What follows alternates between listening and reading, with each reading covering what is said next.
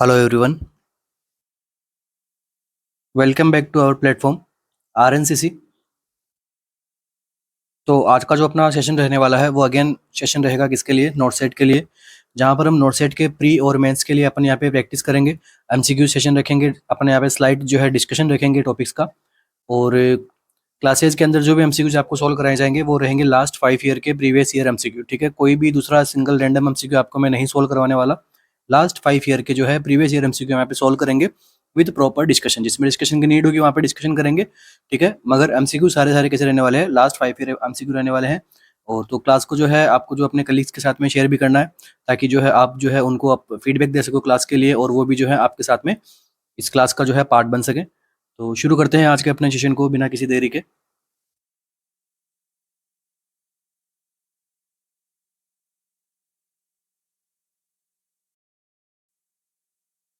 तो चलिए शुरू करते हैं अपने लास्ट नोट से 2023 से रिलेटेड। देखिए क्या है एमसीक्यू आपका। A 1 year old toddler develop symptom like mild tenderness at injection site, malaise and mild fever and discomfort. ठीक है, इतने सारे उसके क्या हो रहे हैं? सिम्टम्स डेवलप हो रहे हैं फॉलोइंग डीपीटी इम्यूनाइजेशन। उसने क्या लिया था? डीपीटी का इम्यूनाइजेशन लिया था, जिसकी वजह से उसमें क्या आ रहे हैं? सिम्टम्स आ रहे हैं। इंजेक्शन साइट पे क्या हो रहा है? माइल्ड टेंडरनेस हो रही है, मेलाइज हो रही है, ठीक है, माइल्ड फीवर भी आ रही है और डिस्कम्फर्ट फील हो रहा है। ठीक है, what would be the teaching plan for his parents. अब जो है 1 year का जो बच्चा है, इसके पेरेंट्स को लिए हम जो है क्या टीचिंग प्लान हम बनाएंगे, या फिर क्या टीचिंग प्लान रहेगा? दिस इज अप्रोप्रिएट रिएक्शन, ये एक अप्रोप्रिएट रिएक्शन है। Delayed for next immunization process, आपको जो है क्या करना है? नेक्स्ट इम्यूनाइजेशन प्रोसेस के लिए आपको क्या करना है? डिले रखना है। All the features are enough to take the baby in emergency department, सभी जो फीचर्स हैं वो इनफ है बेबी को इमरजेंसी डिपार्टमेंट में लाने के लिए। या फिर mild reaction and can manage at home, या फिर ये एक माइल्ड रिएक्शन है और घर पे मैनेज हो सकती है।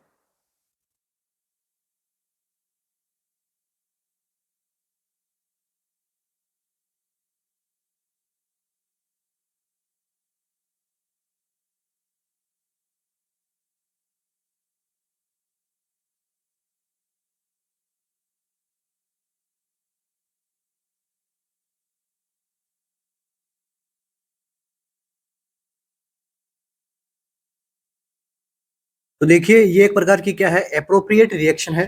ठीक है, तो इसलिए अपना जो आंसर रहेगा यहाँ पे क्या रहने वाला है? ऑप्शन नंबर ए यहाँ पे क्या रहेगा? करेक्ट रहेगा। जब वैक्सीनेशन करते हैं तो एक डीपीटी की क्या है कि कॉमन यहाँ पे अप्रोप्रिएट रिएक्शन रहती है, तो इसके लिए यहाँ पे कोई भी हरी करने की नीड नहीं है।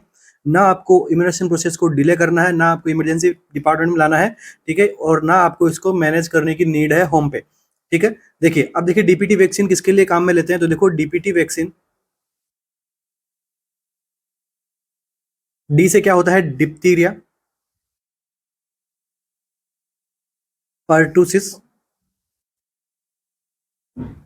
And tetanus. इन तीनों के लिए वैक्सीन जो है बनाई गई थी। ठीक है, नेक्स्ट एमसीक्यू इससे बनता है कौन से टाइप की रहती है? तो ये किस टाइप की रहती है? किल्ड वैक्सीन है। नेक्स्ट एमसीक्यू इससे बनता है, क्या बनेगा नेक्स्ट एमसीक्यू? रूट क्या रहेगा इसका? तो रूट जो रहेगा वो रहेगा इंट्रामस्कुलर। ओके, इंट्रामस्कुलर इसका क्या रहता है? रूट रहता है। इंट्रामस्कुलर में रूट पूछते हैं आपको इन्फेंट में, क्या आंसर रहेगा?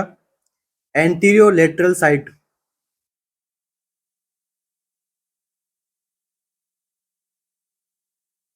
Anterolateral side of mid thigh. ठीक है, मिड थाई, तो ये साइड कौन सी हो जाती है? वॉस्टस लेटरलिस।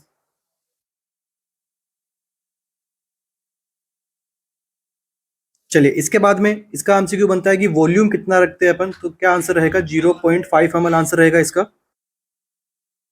नेक्स्ट यहाँ से एमसीक्यू क्या बन सकता है? टोटल कितनी डोज रहेगी अपनी यहाँ पे? तो यहाँ पे जो है बेसिकली 3 डोज जो हम यहाँ पे प्रोवाइड करते हैं। कब कब लगेगी? आंसर में आएगा 6 वीक, 10 वीक और 14 वीक। ठीक है, हर डोज के बीच में जो है 4 वीक का जो है मिनिमम आपका क्या होना चाहिए? गैप रहना चाहिए। इसके बाद में नेक्स्ट एमसीक्यू बनता है कि बूस्टर कब लगना है डीपीटी का? एमसीक्यू पूछे रहते हैं अपने को, इसलिए अपन थोड़ा इसके बारे में देख रहे हैं। तो फर्स्ट बूस्टर जब लगेगा कौन सी एज पे? 16 to 24 मंथ पे। और जो सेकंड बूस्टर लगेगा ये कब लगता है? 5 to 6 ईयर की एज के ऊपर क्या लगता है आपका सेकंड बूस्टर? नेक्स्ट एमसीक्यू आता है स्टोरेशन। स्टोर का टू यहाँ पे 8 डिग्री सेंटीग्रेड पे आपको क्या करना है, इसको स्टोर करना है। नेक्स्ट एंड लास्ट एमसीक्यू अपने इस टॉपिक में से वो किसका है, एडजुवांट का। तो डीपीटी वैक्सीन में जो है एडजुवांट क्या मिलाया जाता है, तो आंसर क्या रहेगा, aluminium phosphate.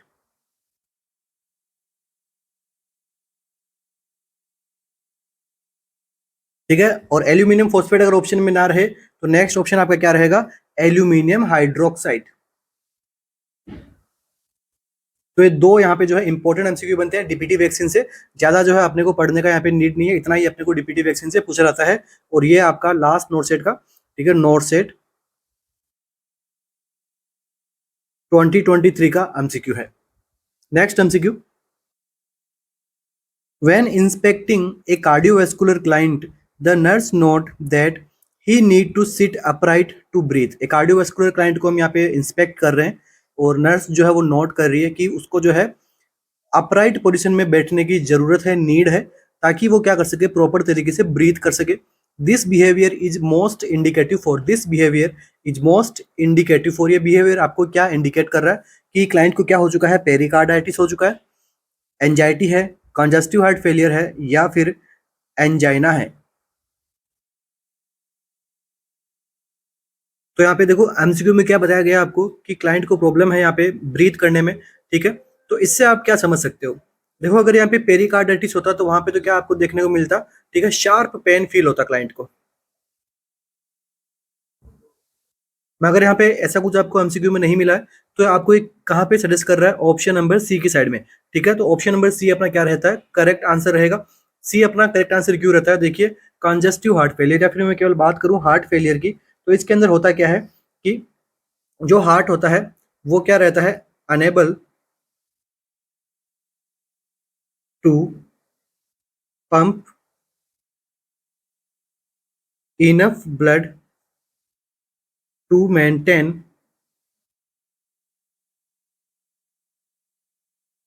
Bodies metabolic need.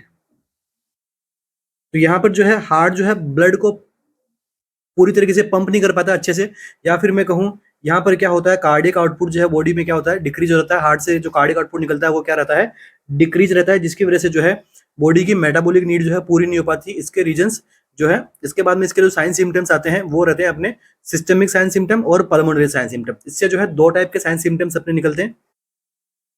तो यहाँ पर जो दो साइड के हार्ट फेलियर आपको देखने को मिलता है, एक जो मिलता है वो मिलता है right side heart failure, and second जो टाइप होता है वो होता है लेफ्ट साइड हार्ट फेलियर।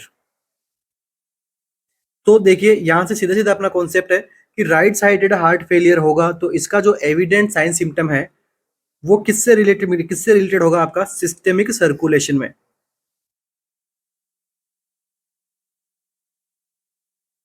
ठीक है, सिस्टमिक सर्कुलेशन से डायरेक्ट अफेक्ट करता है। क्यों करता है, क्योंकि सिस्टमिक सर्कुलेशन का मतलब क्या हो गया, इन्फीरियर वेना के बाद सुपीरियर वेना के बाद कहाँ पे आके ड्रेन होती है, राइट साइड ऑफ हार्ट के अंदर। अब अगर वो वहां से जो प्रॉपर तरीके से ब्लड नहीं जाएगा लंग्स के साइड में, ठीक है, आगे ब्लड यहाँ पे नहीं जा पाएगा।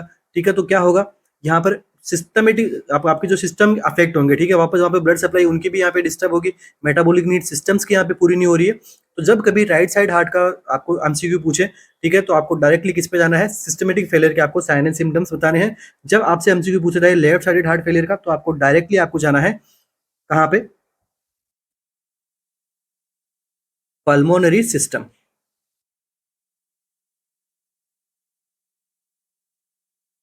ठीक है, लेफ्ट साइड हार्ट फेलियर, अओर्टा से क्या हो रहा है, प्रॉपर तरीके से ब्लड का यहाँ पे पंप आउट नहीं हो रहा है, तो जो पल्मोनरी वेन्स यहाँ पे जो ब्लड लेके आएगी हार्ट के अंदर वो यहाँ पे बाहर नहीं जा पाएगा वो हार्ट से। ठीक है, तो क्या होगा, पल्मोनरी एडिमा देखने को मिलता है आपको लंग्स के अंदर, जिसकी वजह से क्लाइंट को जो है ब्रीथिंग करने में प्रॉब्लम होगी। ठीक है, तो यहाँ पे जो कॉन्सेप्ट अपना किससे रिलेटेड है, लेफ्ट साइड हार्ट फेलियर का यहाँ पे जो पेशेंट हो सकता है यहाँ पे, जिसकी वजह से यहाँ पे ब्रीथिंग करने में उसको क्या आ जाएगी, प्रॉब्लम आएगी।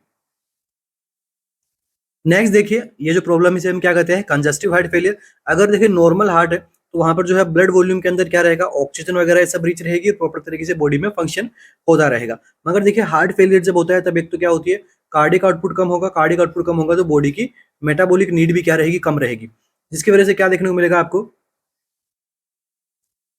बॉडी के अंदर देखो दो दो टाइप के साइन सिम्टम्स आएंगे, एक आते हैं सिस्टमिक, एक आते हैं पल्मोनरी।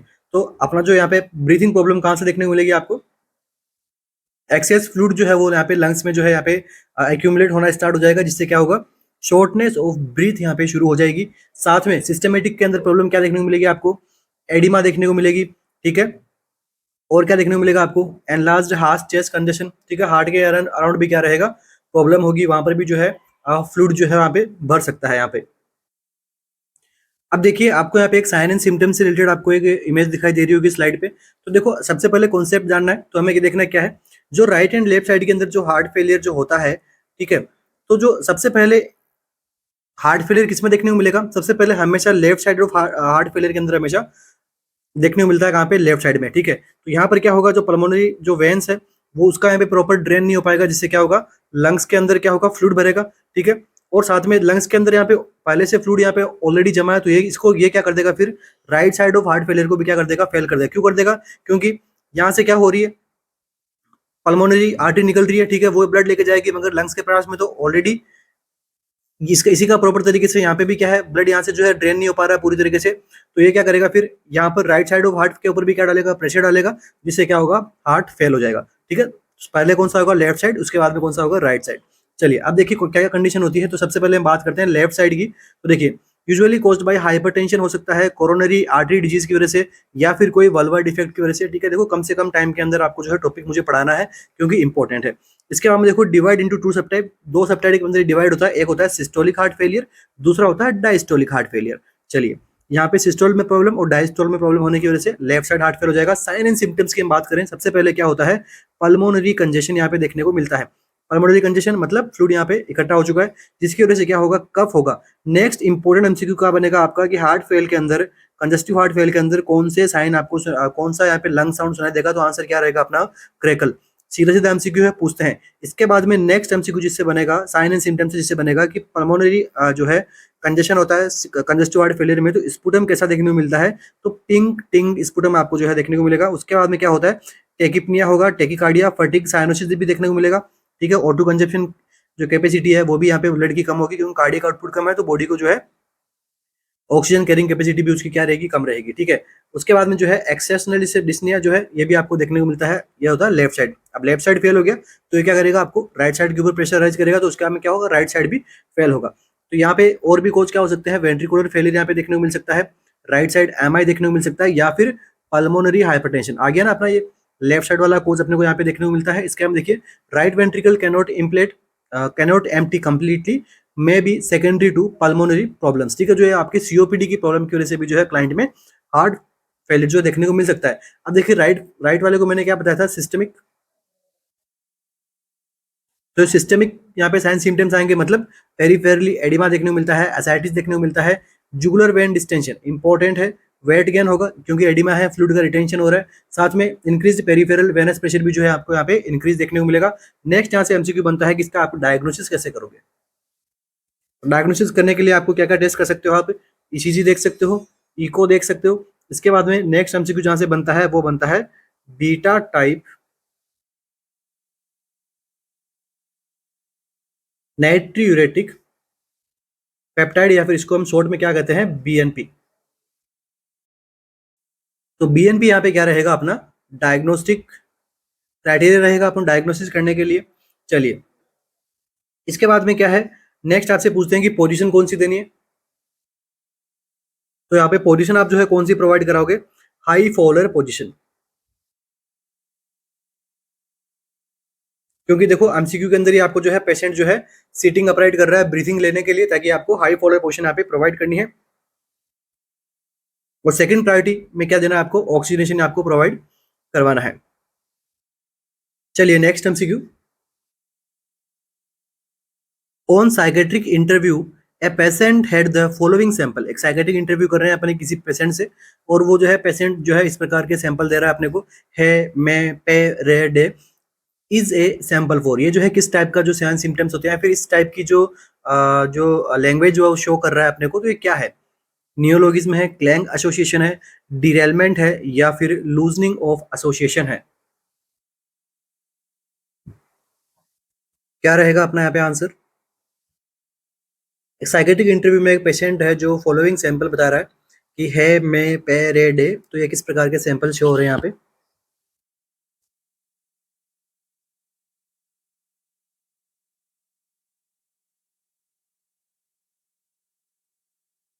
तो देखिए ये जो कंडीशन आपको यहाँ पे शो हो रही है, सबसे पहले तो प्रॉब्लम किसकी आपको शो हो रही है, ये जो प्रॉब्लम है ये है थॉट डिसऑर्डर की।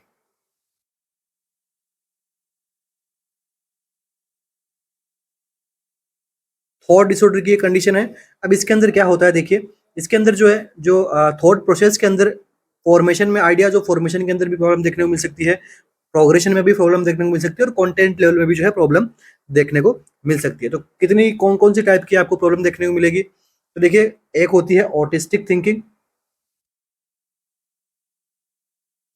इसके बाद में क्या होता है फ्लाइट ऑफ आइडियाज,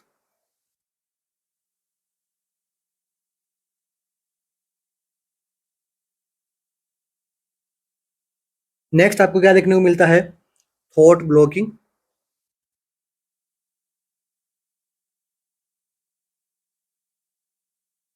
नेक्स्ट क्या देखने को मिलता है thought retardation and preservation,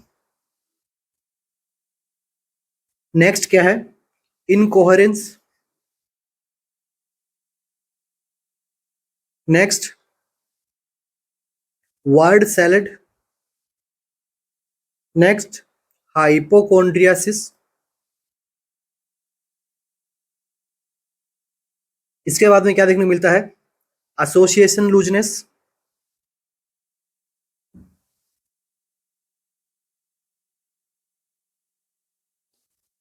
next क्या देखने को मिलता है क्लैंग एसोसिएशन, इसके बाद में सर्कमस्टेंसिबिलिटी,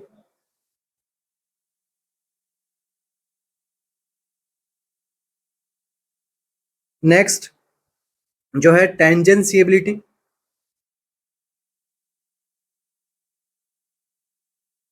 तो ये सारी प्रॉब्लम्स है जो क्या है एक प्रकार की थॉट डिसऑर्डर्स के अंदर हमें देखने को मिलती है। और यहाँ पर जो पेशेंट इस प्रकार के साउंड आपको जो प्रोड्यूस कर रहा है इसे हम क्या कहेंगे क्लैंग एसोसिएशन।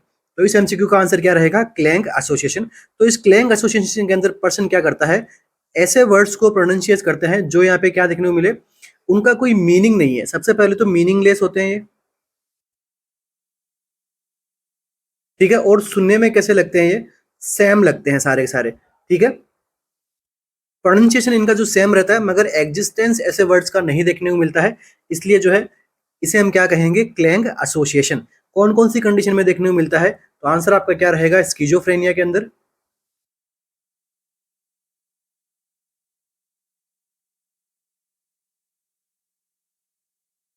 ठीक है, स्किजोफ्रेनिया के अंदर जो है मोस्ट कॉमनली आप जो है देखने को मिलता है। नेक्स्ट एमसीक्यू, बाकी नियोलॉगिज्म के अंदर क्या होता है वो नए नए वर्ड्स बनाता है, डिरेलमेंट यहाँ पे एक थॉट से जो है दूसरे थॉट्स के ऊपर जाता है, लूजनिंग ऑफ एसोसिएशन के अंदर क्या होता है कि वो एक थॉट से जो है वो दूसरे थॉट के अंदर यहाँ पे दोनों जो आपका जो थॉट रहता है उसके अंदर एसोसिएट नहीं कर पाता है, बीच के अंदर ही वो छोड़ देता है, ठीक है, प्रॉपर तरीके से एसोसिएशन मेंटेन नहीं कर पाता है। चलिए नेक्स्ट एमसीक्यू अपना, बाकी देखिए सारी जो टर्म्स लिखी है यहाँ पे इन्हें जो है मैं आगे डिस्कशन करता जाऊंगा। अगर मैं इन सबको यहाँ पे डिस्कशन करूंगा तो जो है अपने बाकी के एमसीक्यू यहाँ पे सोल्व नहीं हो पाएंगे, ठीक है। थ्योरी के अंदर जैसे जैसे इनसे रिलेटेड एमसीक्यू आएंगे वहां पे मैं इन सबको सोल्व करूंगा, मगर इतने सारे जो है आपको याद होने चाहिए। अगर थॉट डिसऑर्डर के बारे में आप पढ़ रहे हो तो एमसीक्यू जो है इन सब में से ही आएगा, इसके बाहर नहीं आएगा। A patient has sudden cardiac arrest, एक पेशेंट है जिसको क्या हुआ है सडन कार्डियक अरेस्ट आया, what would be the first line management of the patient. अब यहाँ पर जो है पेशेंट का फर्स्ट लाइन मैनेजमेंट क्या होगा, check consciousness, check breathing, check pulse या फिर चेस्ट कंप्रेशन। एक पेशेंट को सडन कार्डियक अरेस्ट आया है तो वहां पर इसका फर्स्ट लाइन ऑफ मैनेजमेंट क्या रहेगा।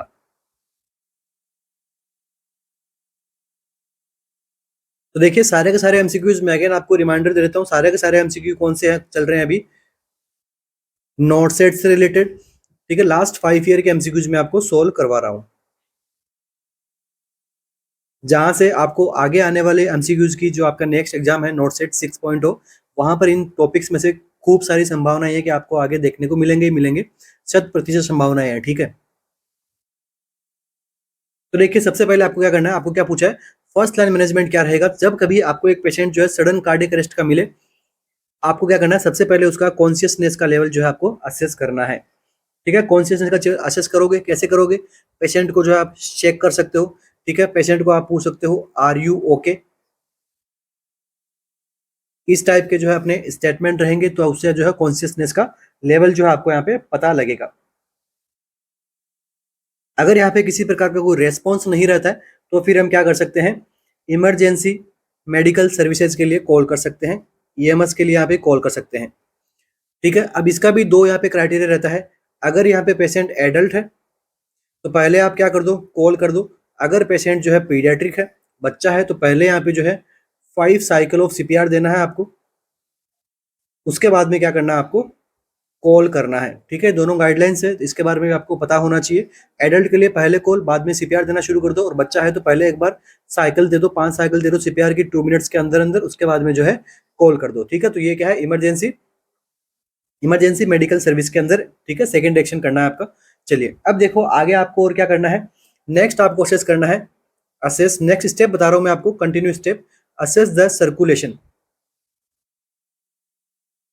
सर्कुलेशन को आपको असेस करना है, नॉट मोर देन 10 सेकेंड।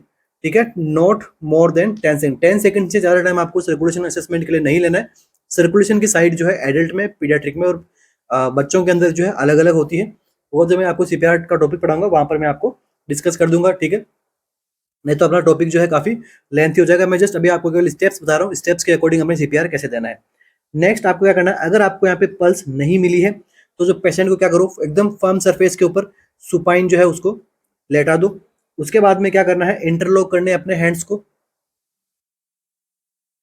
ठीक है, और यहाँ पे क्या करना है, lower half of the sternum,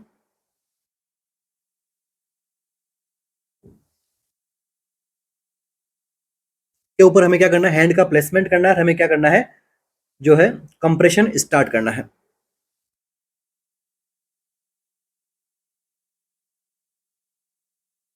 ठीक है, अब देखिए नेक्स्ट क्या है, साथ में कंप्रेशन के बाद में जब हमने एक कंप्रेशन दिया, ऐसा नहीं कि हम एकदम इतना फास्ट दे रहे हैं कि जो है प्रॉपर हार्ट की जो वॉल है उसको प्रॉपर तरीके से हम रिकॉइल होने के लिए टाइम नहीं दे रहे हैं। ठीक है, प्रॉपर रिकॉइल भी करवाना है, फिर से वापस जो है प्रॉपर जो है कंप्रेशन देने हैं यहाँ पे।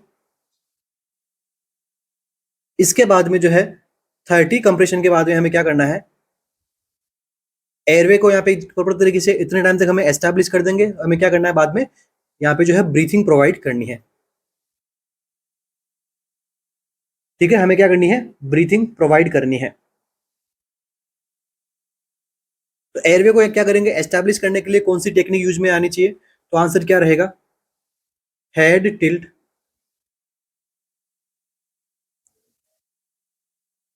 चिन लिफ्ट मैन्यूअर।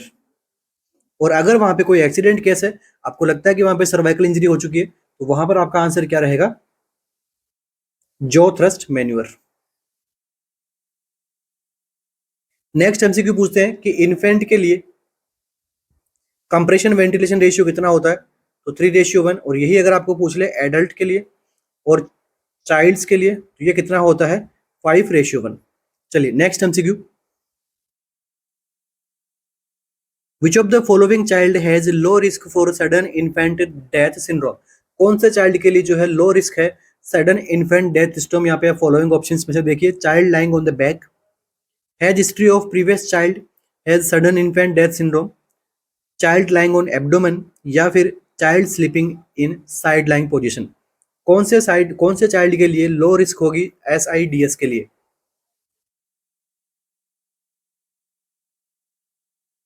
तो पीडियाट्रिक का ये एमसीक्यू है, लास्ट ईयर आपको जो है नोट सेट में पूछा गया था।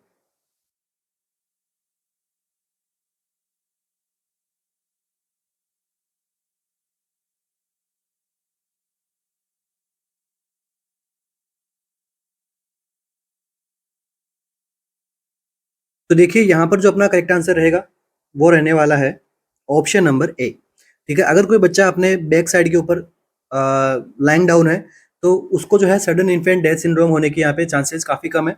मतलब सुपाइन पोजीशन में अगर कोई बच्चा सो रहा है, तो वहाँ पे जो है सडन इन्फेंट डेथ सिंड्रोम होने के चांसेस काफी कम रहते हैं। तो एमसीक्यू पूछते हैं कि मोस्ट कॉमन पोजिशन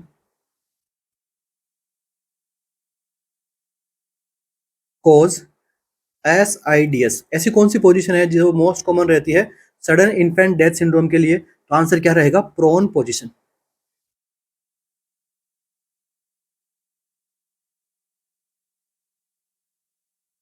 इंपॉर्टेंट है, ध्यान में रखना, एमसीक्यू पूछते हैं। और स्पेशली इसको हम क्या करते हैं फिर, कॉन्ट्रा इंडिकेट भी रखते हैं लेस देन 1 ईयर के चाइल्ड के लिए, या फिर मैं कहूँ 1 ईयर के इन्फेंट तक जो है इसको कॉन्ट्रा इंडिकेट हमें क्या करना होता है, रखना होता है। अब देखिए होता क्या है, जब बच्चा जो है प्रोन पोजीशन के अंदर लेटेगा तो सबसे पहले सबसे क्या होगा, लाइफ थ्रेटनिंग इवेंट है, उसके लिए एक्सपाइजिया और ब्रेन में क्या होगा, हाइपो परफ्यूजन होगा, ठीक है, जिसकी वजह से क्या होगा, फेलियर टू अराउजल, हाइपोक्सिया होने की वजह से, एक्सपाइजिया होने की वजह से हाइपो परफ्यूजन होगा ब्रेन के अंदर, जिसकी वजह से बच्चे को क्या होगा, अराउजल होने में प्रॉब्लम आएगी। अब जब बच्चा अराउज नहीं हो पाएगा तो वो क्या करेगा, हाइपोक्सिक कोमा में चला जाएगा। हाइपोक्सिक कोमा में जाने की वजह से उसमें क्या होगा, ब्रेडिकार्डिया होगा, गैस्पिंग होगा, जिसकी वजह से क्या होगा, फेलियर यहाँ पे देखने को मिलेगा, क्या ऑटो रिससिटेशन यहाँ पे जो है वो फेलियर हो जाएगा, और फाइनली बच्चे की क्या हो जाएगी, लास्ट में डेथ हो जाएगी। ये कुछ प्रोसेस है सडन इन्फेंट डेथ सिंड्रोम के अंदर, जो डेथ होती कैसे है इससे रिलेटेड, ठीक है, क्योंकि बच्चा जो है यहाँ पे लंबे टाइम तक रहेगा तो वो जो है प्रॉपर तरीके से हेड लिफ्ट एंड टर्निंग यहाँ पे कुछ कुछ बच्चे हैं जो नहीं कर पाते हैं, ठीक है, इसलिए जो है आपको प्रोन पोजिशन अवॉइड करनी है। इसीलिए जो है 1 ईयर की एज तक जो हम क्या करते हैं, कॉन्ट्रा इंडिकेट रखते हैं किसको, प्रोन पोजिशन को। Next MCQ, human development index component include, ठीक है, ह्यूमन डेवलपमेंट इंडेक्स के अंदर कौन कौन से कंपोनेंट को हम क्या करते हैं, इंक्लूड करते हैं, life expectancy at birth, schooling and good standard of living, life expectancy at 1 year, schooling and income, life expectancy at 1 year, infant mortality rate को और इनकम को, या फिर life expectancy at 5 year, infant mortality rate and income को।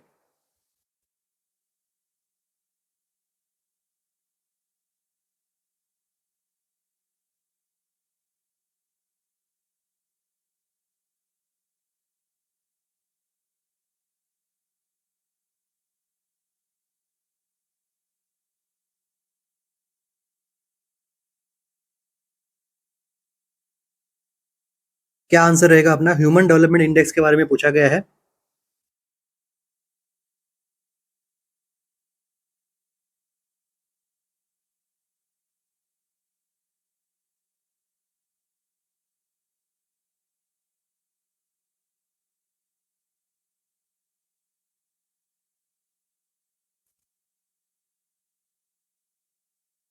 तो देखिए जब बात आती है ह्यूमन डेवलपमेंटल इंडेक्स की, तो ये इंडेक्स बनाया क्यों गया था, तो इंडेक्स क्यों बनाया गया था, ये इंडेक्स बनाया गया था इसलिए ताकि क्या कर सके, डेवलपमेंट हो सके किसी भी इंडिविजुअल का, फॉर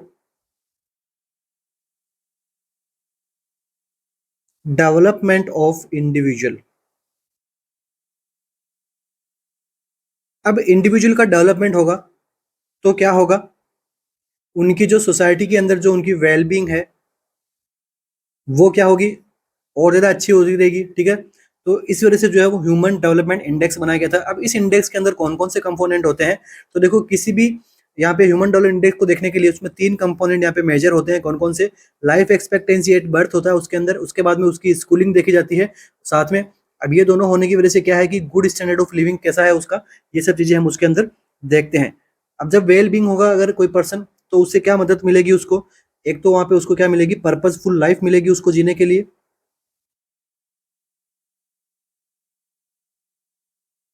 ठीक है, इसलिए जो है ह्यूमन डेवलपमेंट इंडेक्स के अंदर ये क्राइटेरिया हम रखते हैं। बाकी option number B C D यहाँ पे क्या है, इनकरेक्ट है।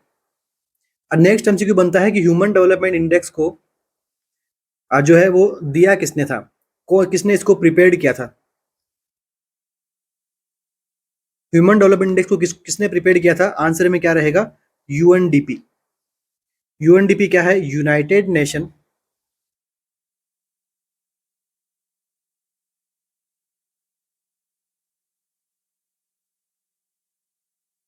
डेवलपमेंट प्रोग्राम,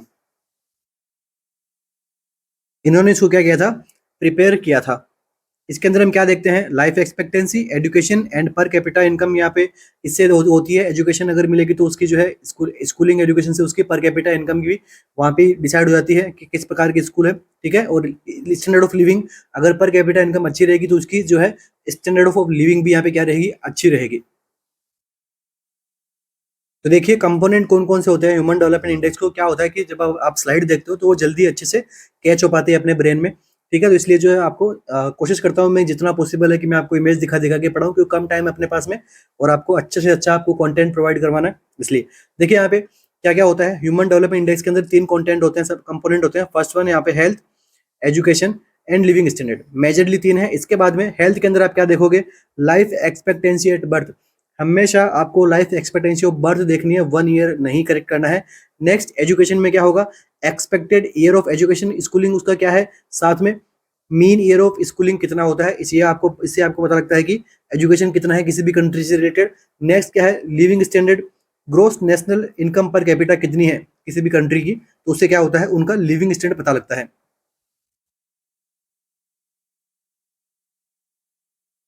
और नेक्स्ट आपको एग्जाम में क्या पूछ सकते हैं, इसका फॉर्मूला पूछ सकते हैं एग्जाम के अंदर। तो फॉर्मूला क्या होता है, H D I equal to L E index plus G R index plus P C I upon 3। ठीक है, इसका यहाँ पे एल ई का मतलब क्या होता है, लाइफ एक्सपेक्टेंसी, जी आर का मतलब ग्रोस एनरोलमेंट रेशियो, पीसीआई का मतलब पर कैपिटा इनकम, ठीक है, और एच डी आई का मतलब क्या होता है, ह्यूमन डेवलपमेंटल इंडेक्स। तो इस प्रकार से हम क्या करते हैं, मेजर कर सकते हैं अपन ह्यूमन डेवलपमेंट इंडेक्स को। Next MCQ, a nurse taking care of a patient with chest tube drainage suddenly noticed that there is no fluctuation in the water seal tube। Nurse क्या कर रही है, एक पेशेंट की केयर कर रही है और पेशेंट को क्या है, चेस्ट ट्यूब ड्रेनेज वहां पे लगाई गई है और सडनली नोटिस कर रही है कि वहां पर जो किसी भी प्रकार का फ्लैक्चुएशन नहीं देखने को मिलता है वाटर सील ट्यूब के अंदर, या फिर मैं कहूँ वाटर सील चैम्बर के अंदर। Which of the following action should the nurse take first. अब यहाँ पे जो है नर्स जो है सबसे पहले एक्शन को क्या लेगी, ये आपसे पूछा गया था लास्ट नोट सेट के अंदर। चलिए ऑप्शंस देखते हैं। Turn the patient to unaffected side, unaffected side के अंदर टर्न को पेशेंट को जो टर्न कर दो। नेक्स्ट फिजिशियन को इन्फॉर्म करो। Check the tubing to ensure that there is no kinking, या फिर start kinking the chest tube. क्या रहेगा अपना आंसर यहाँ पे,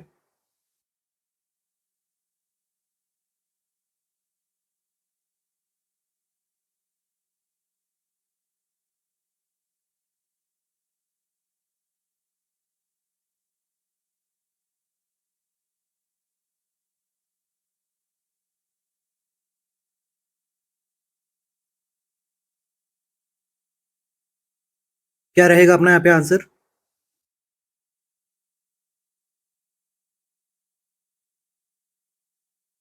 तो देखिए यहाँ पर जो अपना आंसर रहेगा वो रहेगा check the tubing to ensure there is no किंकिंग।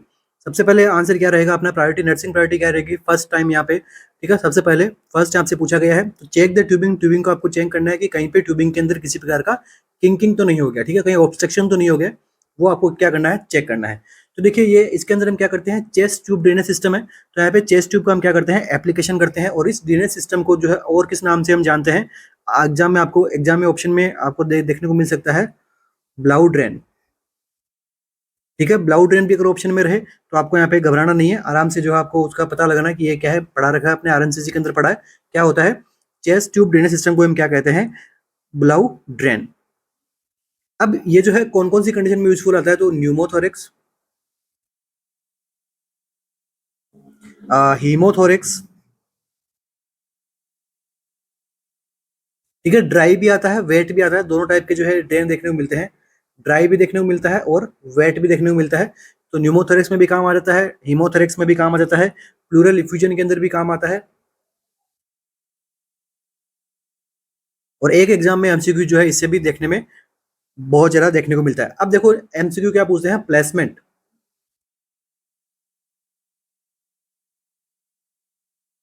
Tube का प्लेसमेंट कहाँ करना है, मोस्ट फेमस एमसीक्यू आपके चेस्ट ट्यूब ड्रेनेज सिस्टम से। ठीक है, देखो ये आपसे पूछ लिया गया है, इससे थोड़ा एडवांस लेवल का एमसीक्यू पूछ सकता है एग्जामिनर आपको, ट्यूब का प्लेसमेंट कहाँ करना है।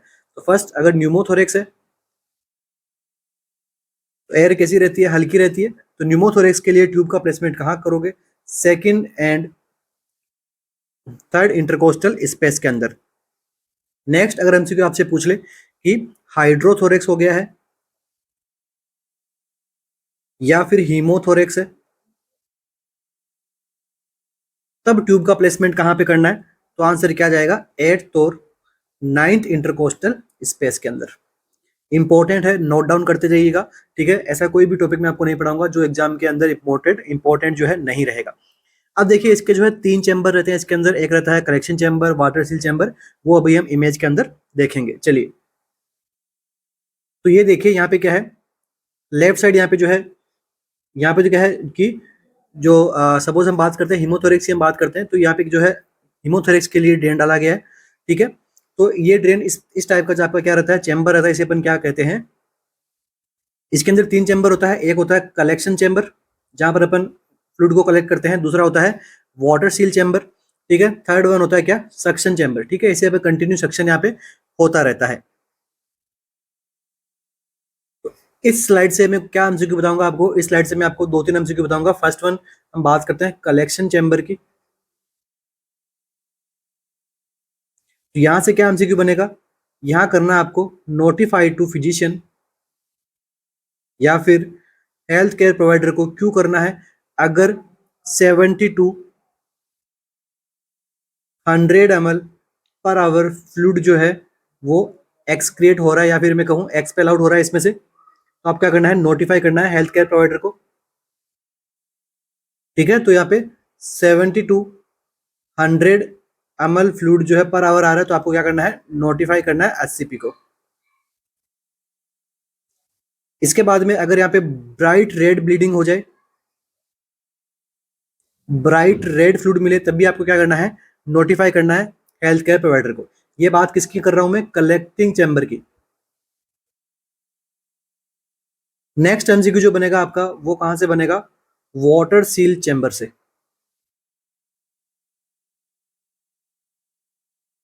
वाटर सील चैम्बर से क्या एमसीक्यू बनता है कि यहां पर आपको क्या देखने को मिलता है, फ्लैक्चुएशन। वो फ्लैक्चुएशन हमेशा किसके साथ में देखने को मिलता है, रेस्पिरेशन के साथ में, ठीक है। रेस्पिरेशन के साथ में मूव अप होगा, मूव डाउन होगा, किसका, वाटर के फ्लैक्चुएशन का, किसमें, वाटर सील चैम्बर के अंदर, ठीक है। जब लंग्स यहाँ पे फुल्ली एक्सपांड होगा तो क्या देखने को मिलता है, आपको फ्लैक्चुएशन देखने को मिलता है। और ये आपको जो है एमसीक्यू पूछा गया था आपको किसके अंदर, जीएमसीएच के अंदर, तो इंपॉर्टेंट है ये भी आपको एम्स के लिए।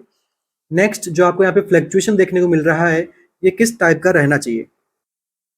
नेक्स्ट एमसीक्यू बनेगा यहाँ से, अगर जो फ्लैक्चुएशन है वो कैसा देखने को मिले, कंटिन्यूअस और रैपिड बबलिंग यहाँ पे देखने को मिलती है, ठीक है।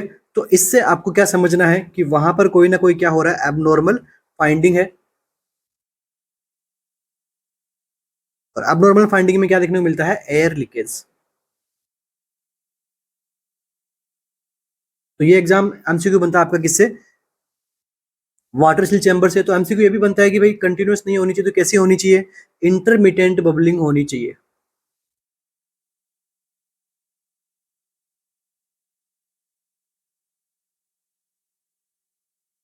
इंटरमिटेंट बबलिंग इज गुड, तो यहाँ पर कोई डाउट नहीं है, कंटिन्यूअस नहीं होनी चाहिए, प्लस साथ में रैपिड बबलिंग नहीं होनी चाहिए, कैसी होनी चाहिए, इंटरमिटेंट बबलिंग होनी चाहिए, जो कि क्या होगी, एक प्रकार से नॉर्मल फाइंडिंग होती है। तो ये एमसीक्यू हो गया आपका वाटर सील चैम्बर से रिलेटेड।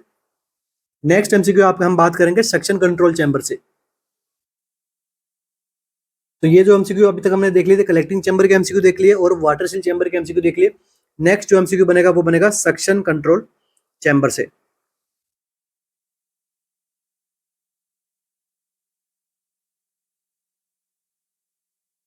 तो देखिए सक्शन कंट्रोल चैम्बर से आपका क्या एमसीक्यू बनेगा, तो सबसे पहले तो इसके अंदर जो प्रेशर रहता है वो कैसा रहता है, नेगेटिव प्रेशर।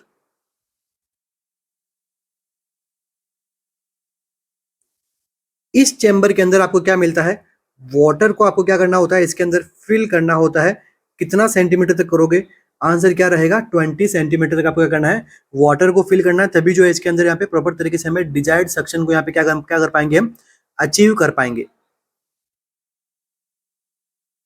नेक्स्ट आपको यहाँ पर भी क्या देखने को मिलेगी, बबलिंग देखने को मिलती है।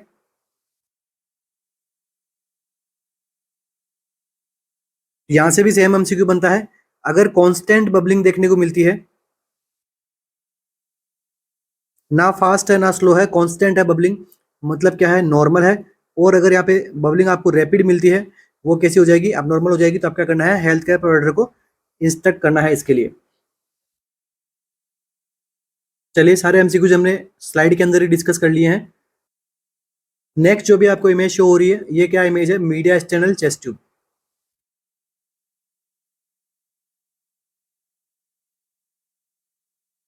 यहाँ पर जो है लगाई गई है और नीचे देखिए आप सेक्शन चैम्बर से इसको जो है वो प्लेस किया गया है। हमेशा जब कभी आप पेशेंट को शिफ्ट करते हैं तो शिफ्ट करने से पहले ट्यूब को क्या करना है, हमें क्लैंप करना होता है।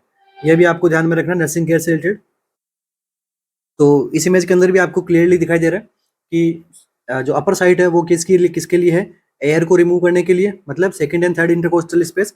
एंड लोअर साइड जो है वो ड्रेन ऑफ फ्लूइड, मतलब फ्लूइड को ड्रेन करने के लिए। तो मतलब 8 to 9 इंटरकोस्टल स्पेस के अंदर हम इसको जनरली जो है वो प्रीफर करते हैं। चलिए नेक्स्ट। अब देखिए यहाँ पर अगर चेस्ट ट्यूब में किसी प्रकार का ड्रेनेज नहीं आता है तो इसके लिए आपको क्या क्या करना है। सबसे पहले तो आपको ऑब्जर्व करना है कोई किंक तो नहीं है ड्रेनेज सिस्टम के अंदर। उसके बाद में ऑब्जर्व करना है कोई पॉसिबल क्लॉट तो ना हो गया हो ब्लड यहाँ पे। नेक्स्ट आपको ऑब्जर्व करना है media external shift of lungs. ठीक है, लंग्स का अगर ट्रॉमा है यहाँ पे, न्यूमोथोरेक्स, टेंशन न्यूमोथोरेक्स वगैरह होता है, टेंशन न्यूमोथोरेक्स होता है तो वहां पर क्या होता है कि मीडिया एक्सटर्नल शिफ्ट हो जाता है लंग्स। तो ये क्या है कि मेडिकल इमरजेंसी है, तो आपको उसके लिए भी आपको करना है। एब्सेंट ब्रीथ साउंड मिलेंगे आपको अगर जो है मीडिया एक्सटर्नल शिफ्ट देखने को मिल रहा है तो।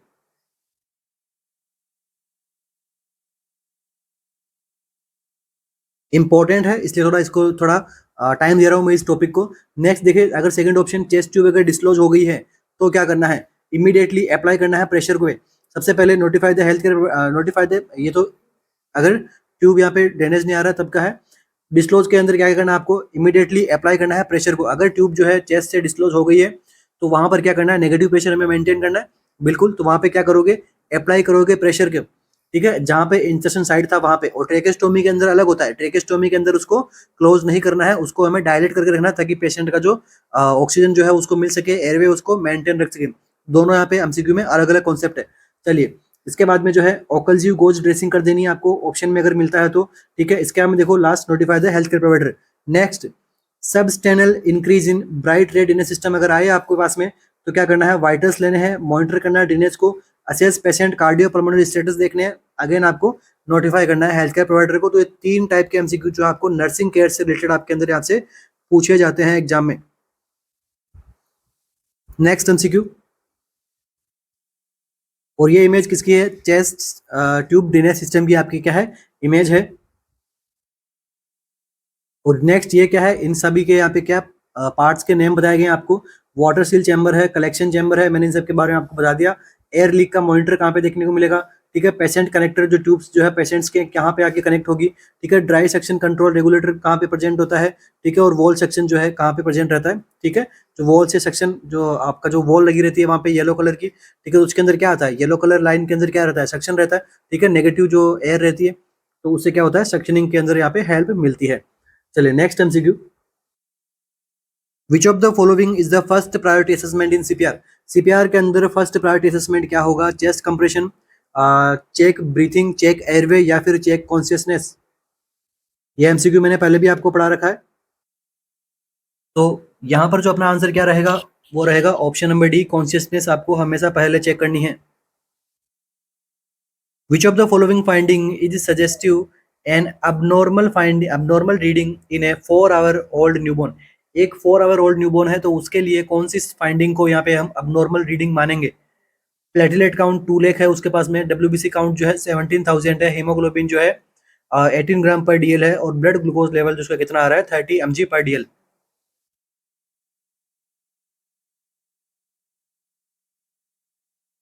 कौन सी वैल्यू को यहाँ पे abnormal माना जाएगा।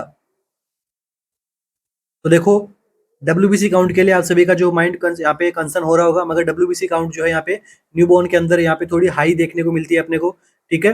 क्योंकि अगर आपकी बॉडी स्ट्रेस में जाएगी, मतलब स्ट्रेस का मीनिंग क्या होता है कि जैसे आप बर्थ कैनाल से अगर किसी बच्चे का यहाँ पे बर्थ हो रहा है तो ऑब्वियस सी बात है उसके बॉडी के ऊपर प्रेशर लगेगा, ठीक है। तो वहां पर जो है, और हाइपोक्सिया वाली कंडीशन के अंदर भी जो है आपके डब्ल्यूबीसी काउंट बढ़े हुए देखने को मिलते हैं, ठीक है। तो इस कंडीशन में क्या होगा, ऑप्शन नंबर बी आपका यहाँ पे करेक्ट नहीं होगा।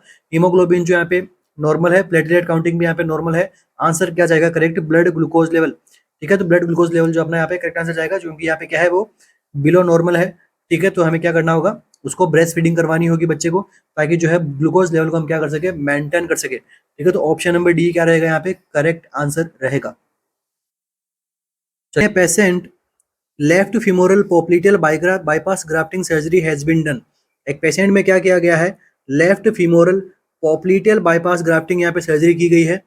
After 6 hours of the procedure, the dorsal pedis pulse of the left leg is not palpable। Dorsal pedis जो पल्स है वो लेफ्ट लेग के अंदर पाल्पेबल नहीं हो रही है। After further assessment reveal that the leg is feel like cool and pale. Further assessment हमने क्या देखा, जो लेग है वो कैसा है, कूल है, पेल है। What would be the priority nursing action. अब यहाँ पर जो है आपका प्रायोरिटी नर्सिंग एक्शन क्या रहेगा, देखिए इंपॉर्टेंट है और ये आपका मेंस से उठाया गया एमसीक्यू है, नॉट सेट मेंस से, ठीक है। तो देखिए यहाँ पे प्रायोरिटी नर्सिंग एक्शन क्या रहेगा, नोटिफाई द ट्रीटिंग डॉक्टर को आपको नोटिफाई करना है, रीपोजिशन करना है एंड असेस करना है लेग को, स्टार्ट करना है आईवी फ्लूइड को, या फिर assess for the bleeding. As a nurse आपका यहाँ पे प्रायोरिटी नर्सिंग एक्शन क्या रहेगा, फिमोरल पोप्लिटियल बाईपास ग्राफ्टिंग की गई है, आपका यहाँ पे प्रायोरिटी नर्सिंग एक्शन क्या रहेगा।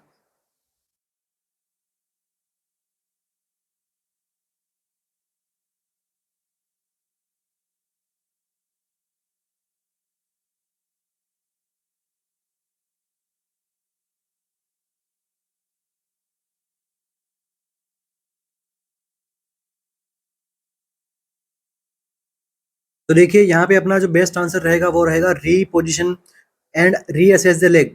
यहाँ पर क्या करना है, हो सकता है कि कोई ऑब्स्ट्रक्शन आया हो वहाँ पे, ठीक है, पोजिशनिंग की वजह से, तो वापस से आप क्या करना है, लेग को सबसे पहले नर्सिंग केयर में क्या करोगे, रीपोजिशन करोगे लेग का और रीअसेस करोगे लेग को, ठीक है। तो ये आपका क्या रहेगा यहाँ पे, बेस्ट आंसर रहेगा यहाँ पे। अगेन देखिए आपके सामने एक स्लाइड है, यहाँ पे मैं आपके साथ साथ में एनाटॉमी के एमसीक्यूज भी आपको क्लियर करवाता जाऊंगा, आपको कंफ्यूजन नहीं होगी पोप्लिटियल आर्टरी से रिलेटेड की पोप्लिटियल आर्टरी कहाँ होती है।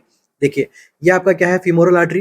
फीमोरल आर्टरी से क्या किया गया है, पोप्लिटियल आर्टरी के बीच में बाईपास ग्राफ्टिंग की गई है। ग्राफ्टिंग क्यों की जाती है, अगर उसके अंदर कोई प्रकार का ब्लॉकेज हो, नैरोविंग हो गई है वेन, ठीक है, स्क्लेरोसिस हो गया वेन का, इसलिए। तो अब यहाँ से हमने क्या कर दिया, ग्राफ्ट लिया, ठीक है, और ग्राफ्ट लेके क्या कर दिया, डायरेक्ट पोप्लिटियल आर्टरी के अंदर हमने इसको अटैच कर दिया है। तो इसे हम इस सर्जरी को हम क्या कहते हैं, फीमोरो पोप्लिटियल बाईपास ग्राफ्टिंग। इसलिए आप क्या करना है, प्रायोरिटी क्या रहेगी, रीपोजिशन करनी है आपको लेग्स की। उसके बाद में क्या करना है आपको, notify the health care provider.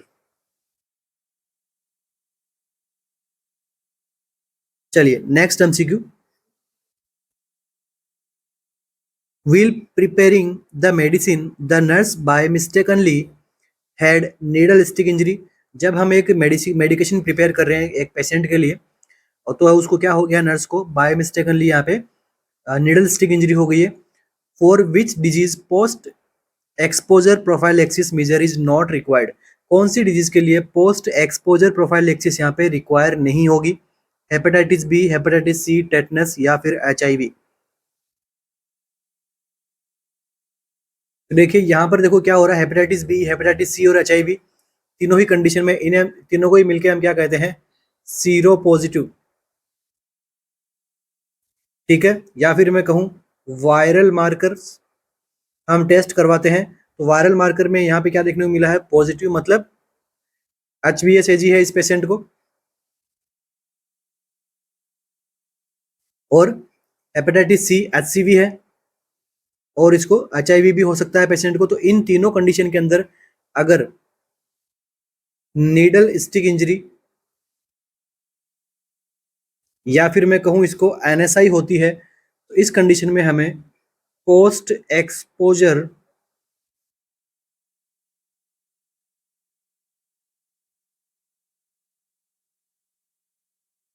Prophylaxis medication लेने की क्या होती है, नीड होती है, ठीक है। और इसका जो टाइम ड्यूरेशन है 24 to 72 आवर्स के अंदर अंदर जो है वो पोस्ट एक्सपोजर जो मेडिकेशन है वो यहाँ पे स्टार्ट होनी चाहिए, तभी जो हम यहाँ पे इफेक्टिवली उसका ट्रीटमेंट कर पाएंगे, नहीं तो प्रॉब्लम अकर हो सकती है, ठीक है। इसलिए यहाँ पे क्या, नीडल स्टिक इंजरी में इन तीनों के लिए जो है वो पोस्ट एक्सपोजर प्रोफाइलेक्सिस की नीड होती है, और टेटनस के लिए यहाँ पे कोई पोस्ट एक्सपोजर प्रोफाइलेक्सिस की यहाँ पे नीड नहीं होती है, इसलिए आपको ध्यान में रखना है। तो सबसे पहले तो आपको नीडल स्टिक इंजरी होती है तो घबराना नहीं है, उसको जो है रिंस वाटर के साथ में उसको क्या करना है, क्लीन आउट करना है, ठीक है। 10 to 15 मिनट्स तक उसको जो आराम से धोना है, जो रनिंग वाटर के साथ में, ठीक है। आप सोप का यूज कर सकते हो, ठीक है, उसके लिए कभी भी उसको स्क्वीज नहीं करना है। उसके बाद में जो है अपने जो सीनियर्स होते हैं उनको बताइए, ठीक है, जो इन्फेक्शन कंट्रोल जो है उसके अंदर उसको जो है बता दीजिए, ताकि आपके वहाँ पे क्या होगा, एनएसआई की जाएगी। First at the time of injury आपका क्या लिया जाएगा, सैंपल लिया जाएगा। उसके बाद में 1 मंथ के बाद में अगेन आपका क्या लिया जाएगा, सैंपल लिया जाएगा। दोनों टाइम पे क्या आना चाहिए, नेगेटिव आना चाहिए। उसके बाद में 6 मंथ तक भी बाद में कई कुछ कुछ यहाँ पे कंडीशंस के अंदर सैंपल लिया जाता है। चलिए नेक्स्ट एमसीक्यू।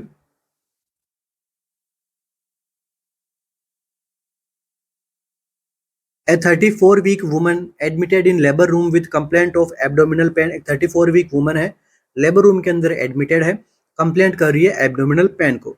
साथ में क्या हो रहा है, फ्लूइड उसके लीक हो रहा है। After assessment reveal that the blood pressure is 100/70 mm of Hg।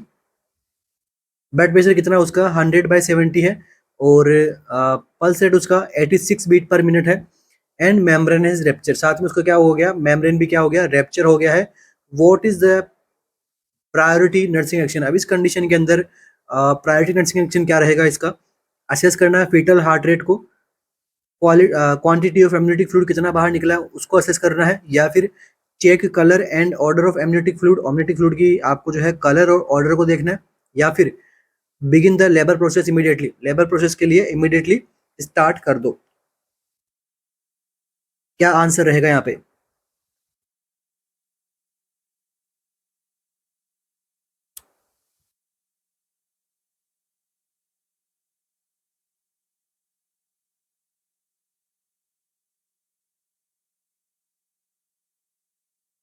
तो देखिए जब ऐसी कंडीशंस होती है तो वहां पर प्रायोरिटी नर्सिंग एक्शन क्या रहेगा, फीटल हार्ट रेट को क्या करना है, असेस करना है।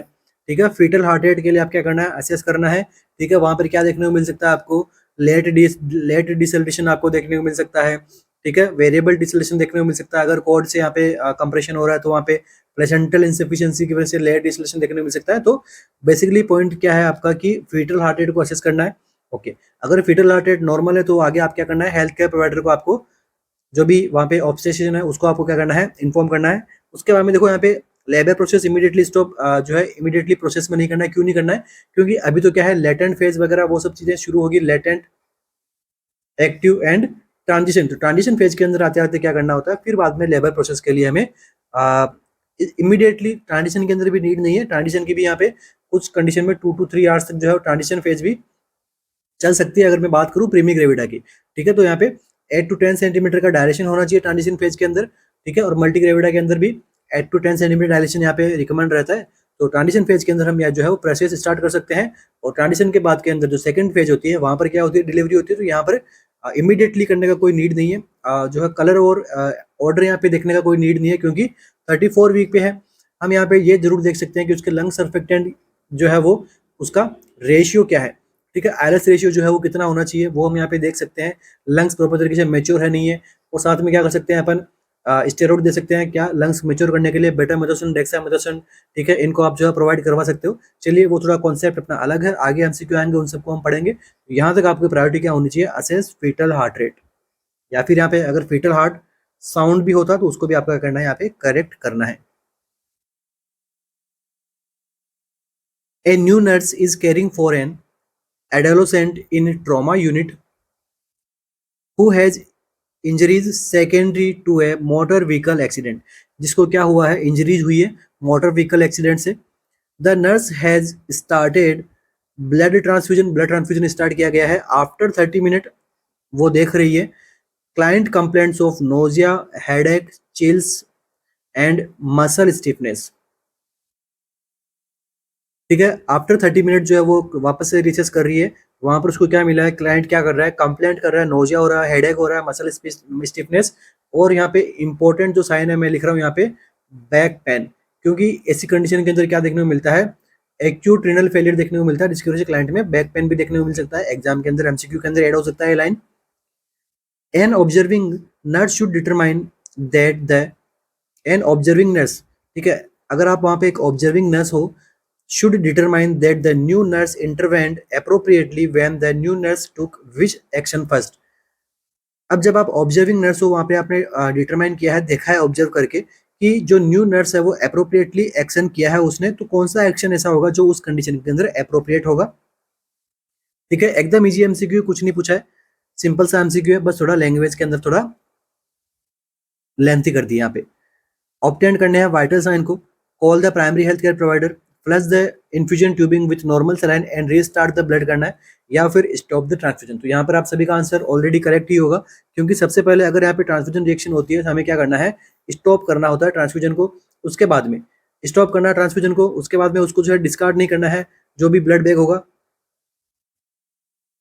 ब्लड बैग को जो है कहाँ पे देना है आपको, लेबोरेटरी के अंदर या फिर ब्लड बैंक के अंदर, ठीक है, ताकि जो है प्रॉपर तरीके से उसका जो है पता लग सके कि भाई ये किस वजह से हुआ है, क्रॉस मैचिंग की वजह से हुआ है या फिर कोई और प्रॉब्लम है। ठीक है, तो कभी भी जो है ब्लड जो अगर ट्रांसफ्यूजन के अंदर प्रॉब्लम हो तो ब्लड बैंक को डिस्कार्ड नहीं करना है।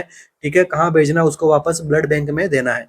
चलिए, इसके बाद में क्या करना है, ये तो थोड़ा सेकेंडरी आ जाएगा, बस मैंने आपको यहाँ पे बताया है। हमें क्या करना है, ट्रांसफ्यूजन स्टॉप कर दिया, हमें क्या चाहिए होगा कि जहाँ पे हमने ट्रांसफ्यूजन किया है वो वेन हमें क्या चाहिए, क्लियर चाहिए, क्योंकि अगर यहाँ पे ट्रांसफ्यूजन के अंदर प्रॉब्लम आई है तो वो वेन के अंदर क्या हो सकता है, क्लॉट हो सकता है वेन।